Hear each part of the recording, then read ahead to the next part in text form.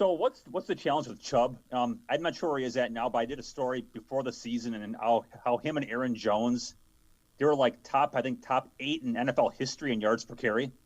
So obviously this guy is like super good. So obviously we don't get to see him very often. So Yeah. what stands out about him? Yeah, he's a phenomenal back. When I always share stories with you guys from my past. When I was in LA, Todd Gurley was there, and Todd being a Georgia back and Chubb being a Georgia back, kind of just, I haven't competed against him. I haven't played against him yet, but got a ton of respect for him. He's a great back. I think he's a do-it-all back. What I mean by that, he not only can carry the ball, he can receive the ball. They do a great job with him on screens. He's great in protection. He's an every down back. But the main thing is that he is really elite as far as when they just turn around and turn and hand the ball off to him, he's really, really good. And he's running behind a great offensive line, got, 2 Pro Bowl guards in front of him. So he's a heck of a back, and a team that, knows how to run the ball and wants to run the ball. So he's in my opinion, I didn't pay attention. I haven't seen the list yet of the Pro Bowl backs, but I mean he's one of the elite backs in our league. There's no doubt about it.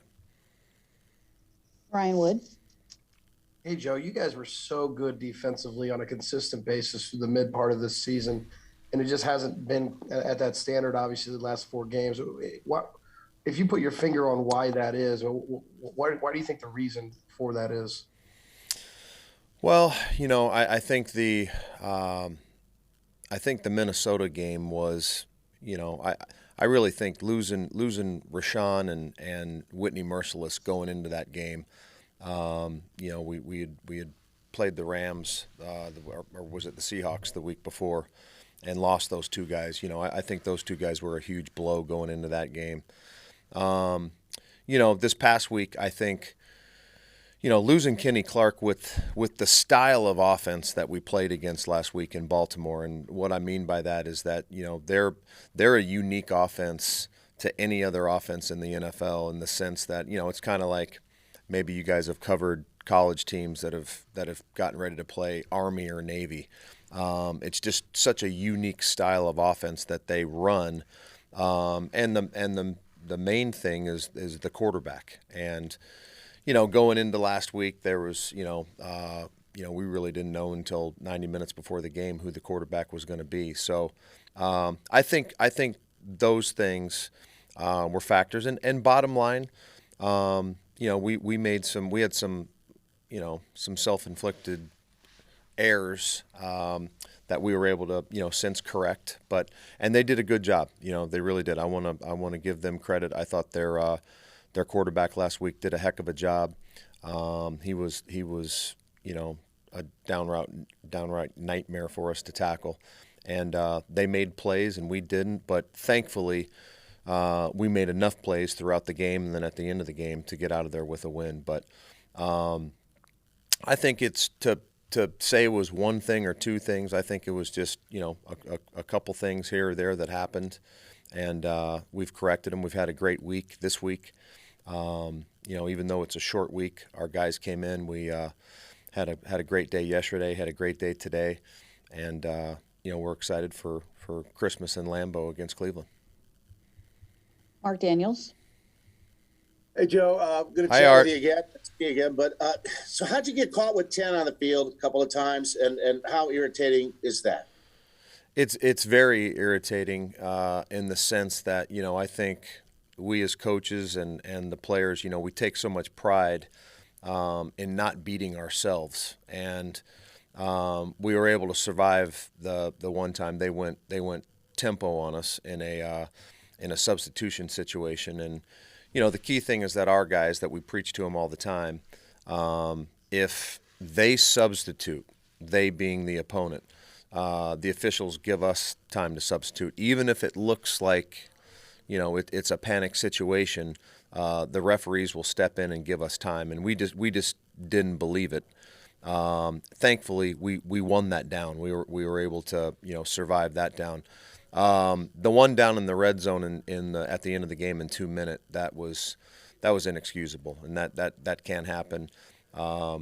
we always talk about, and we teach our players and we preach to our players, anytime that you substitute in a 2-minute situation, which that was, you have to do it urgent. There can't be any hesitation at all. And there was a little bit of hesitation. And then also, if you can picture, when you substitute defensively, when you're down in the red zone, which we were, you have to be even more urgent because of the distance that you have to travel.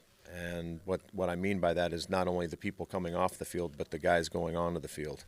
And that last one, it was a miscommunication in that we were subbing for a 1-for-1 substitution, and 2 people on the field thought that one person was coming in for him. So inexcusable.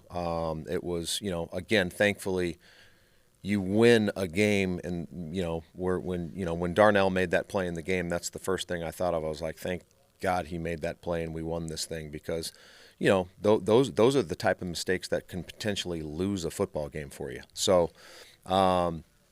it was it was addressed and it was recommunicated. But those are the things, especially in hurry-up situations, in 2-minute situations, which that was. And those are things that we practice and talk about all the time. But in the heat of the moment, that's when you have to be at your best. And that was an inexcusable thing that can't happen. Matt Schneidman. Joe, I know very, very little about football, but it at least seems like Eric Stokes isn't really getting beat like he might have been early on in the season. How have you seen him grow throughout this first year? You know what? He's, I'll take as much time as you guys will give me to brag on him, because I think he's an unbelievably talented kid. He's got everything that you want in a NFL corner. He's got height, he's got length, he's got speed. He running with him, he almost looks effortless when he runs. But you got to come in, you got to put in the work. You got to, the college game, even though he played the college game at the highest level at Georgia in the SEC, there's still a learning curve, and he's come in and he's been just a sponge. And I think I'll brag on that DB room and the DB coaches in that room. They've done a great job. All of our veterans in that room, Amos and Kevin King and Jair, they've done a phenomenal job with him.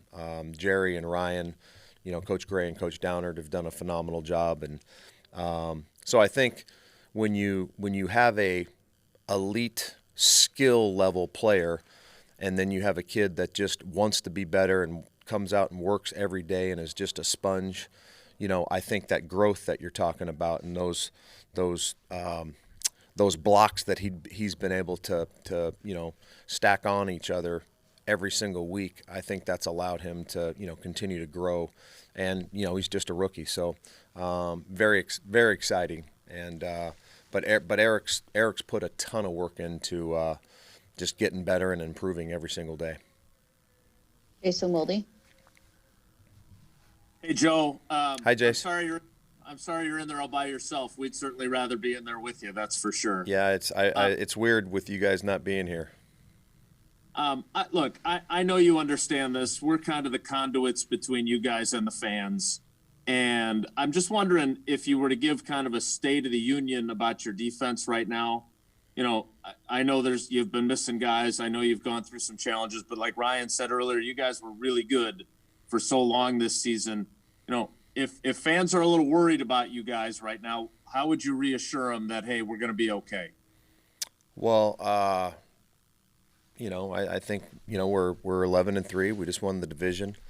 I think this is December football is a grind, man. I think there's everybody that is not been mathematically eliminated right now is literally playing and fighting for their lives. And I think every single week you're going to get as are we. We're fighting and scratching and playing just to stay where we're at. But every single week there's teams that are trying to stay relevant in their division chase. There's teams that are trying to stay relevant just in the playoff chase. So we're going to get everybody's best shot every single week. And we've had to fight and scratch and claw and find ways to do things. So, I think not that I'm never going to be disappointed in victory because I think wins are so hard to come by in this league. But there were some things that we did, especially last week. I think really up until last week we hadn't, done bonehead things to potentially beat ourselves. And last week we did that, and we were able to survive and make enough plays, as I said before, to win. So, but again, I think when, and I don't want this to be an excuse at all, but I think when you do play against a style of offense like that, because it's so unique, it's so different, you're playing a college option rules football offense. I'm hoping that kind of led into some of the things that were a little bit uncharacteristic of us, of the things that we did last week. We have time for one more. Go ahead, Aaron Nagler. Coach, you talked about corrections earlier throughout the week. Yeah. Something you did really well earlier in the year, I'm particularly thinking about down in Arizona against Kyler Murray, was maintain your rush lanes, not allow him an escape route. Sure. These last 2 weeks, it looks like guys are really getting sucked in, trying to get inside and leaving wide open lanes for the quarterback, whether it was Justin Fields 2 weeks ago, Huntley this past week. Is that one of those things that you need to focus on? Oh, absolutely. And I think that's the thing in this league. Really, I've been in the league long enough. I think that's subtly with a number of teams, not the direction that the league's going, but, every week, like 8 years ago, there used to just be the pocket passers that would drop back, and when the pocket would collapse, you'd get a sack or he'd throw the ball away. Every other week are the last 2 weeks, in our case, you're having to defend these quarterbacks that it's challenging in the sense that last week was unique because it was a quarterback-driven run offense. When we did a great job versus Kyler, when we did a great job versus even Patrick Mahomes or Russell Wilson, those guys are, they're running NFL style of offenses, but they're guys that are athletic and can run, and we did a great job. I think the last 2 weeks, those were kind of unique offenses in the sense that those aren't the style of offense that you face week in and week out. And then you add to the fact that, they're incredible athletes that are, I think with the rush lane standpoint, I've explained this to you guys before. If you just take an offensive line, if you take the 5 offensive linemen and you take the center to the left of him, there's 3 gaps. There's a gap in between the center and the guard, there's a gap in between the guard and tackle, and there's a gap outside the tackle. Well, you have that on both sides. There's 3 gaps or rush lanes on the left of the center, and there's 3 gaps or rush lanes on the right of the center. Well, that's 6 if you're good at math. Well, when you're rushing 4, you have 4 people to take care of 6 rush lanes, and it's the more athletic, the more nimble and shifty the quarterback is. That's hard on a defensive line when you just rush 4. Obviously, you increase your odds when you choose to rush 5 people or 6 people, but when you rush 4 people, it's hard when you're having to tackle a quarterback like we've had to the last 2 weeks, and especially last week. That kid was, I tip my hat to Huntley. He did a heck of a job. He really did, because there was times where we couldn't tackle him. So it's a challenge, but that's obviously that comes. There's different challenges every single week in the National Football League with the athletes that we have to defend. So it's something that we had done such a good job, as I mentioned, with the quarterbacks that we had played earlier, and we let the quarterback get out a couple times in the Chicago game, but we did it way too many times last week in Baltimore, and it was definitely an area of focus. We wanted to correct those things ASAP for the next time that we play against an agile quarterback. It doesn't happen again.